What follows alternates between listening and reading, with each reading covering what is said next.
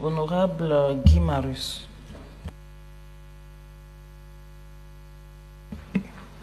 Merci beaucoup, Madame la Présidente. Monsieur le Président de la Commission de la CEDEAO, chers collègues, bonjour. Monsieur le Président, depuis quelques jours ici, nous écoutons les rapports des différents pays. Tous les pays disent qu'ils ont des problèmes de santé.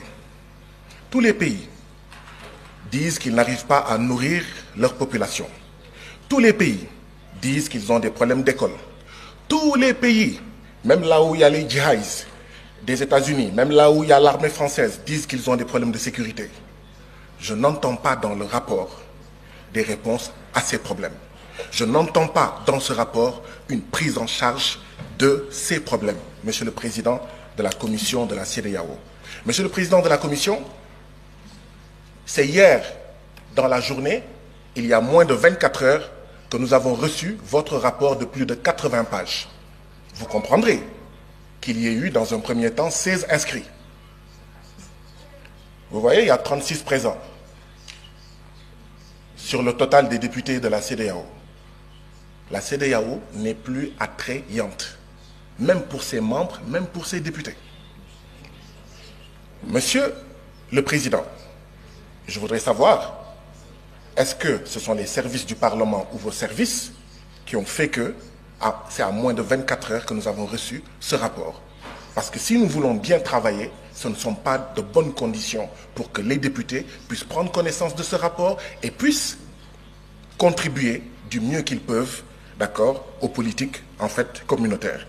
Monsieur le Président, vous avez dit qu'un peu plus de 85%, que les recettes des prélèvements communautaires financent un peu plus de 85% du budget de la CEDEAO. D'où viennent les 15%? D'où viennent les 15 autres pourcents? Monsieur le Président, notre CEDEAO va bientôt avoir 50 ans. Ce sera l'année prochaine, un demi-siècle. À la veille de ces 50 ans, nous avons le retrait de 3 de nos membres. Voilà le bilan de la CEDEAO. Nous nous attendons à avoir un discours d'électrochoc, mais pas un discours qui nous fait rester dans notre sommeil.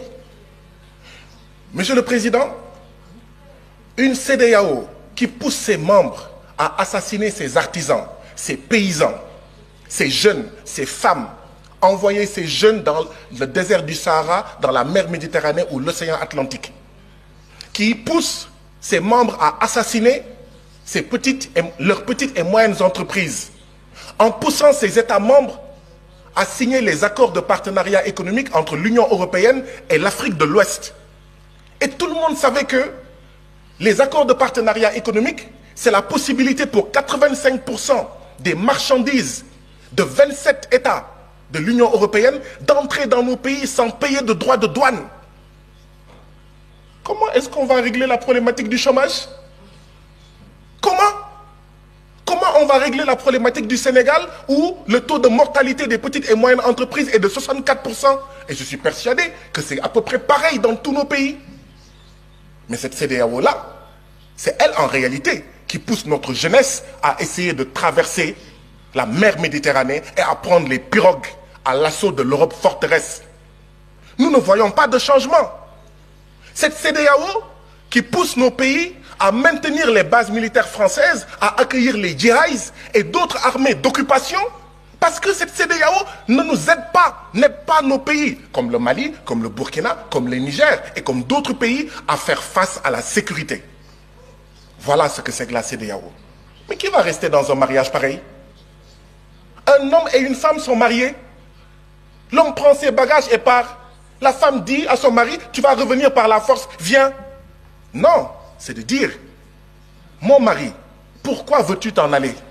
Et on pose les problèmes. Je ne sens pas cette démarche, Monsieur le Président. Et nous devons aller vers cette démarche. Refondation ou mort de la CEDEAO. Voilà où on en est aujourd'hui. Transformation structurelle ou mort de la CEDEAO. Changement profond ou mort de la CEDEAO. Voilà où nous en sommes, Monsieur le Président. Si on ne fait pas ça, la jeunesse de l'Afrique de l'Ouest, dans les villages, dans les quartiers, ne veut plus de ça.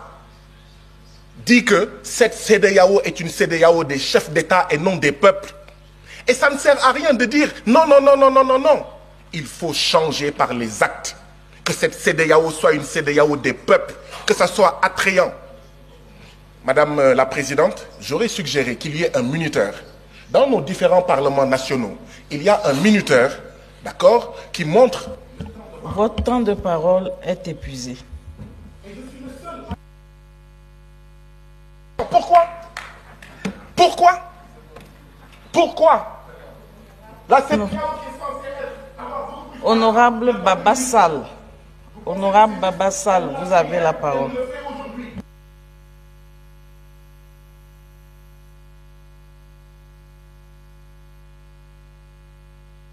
Démocratisme, que les gens sortent de la CEDEAO, que les gens sortent de la CEDEAO.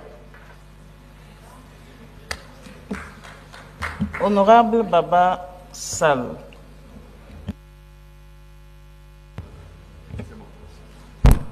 D'accord. Merci bien, Madame la Présidente. Monsieur le Président de la Commission de la CEDEAO, Mesdames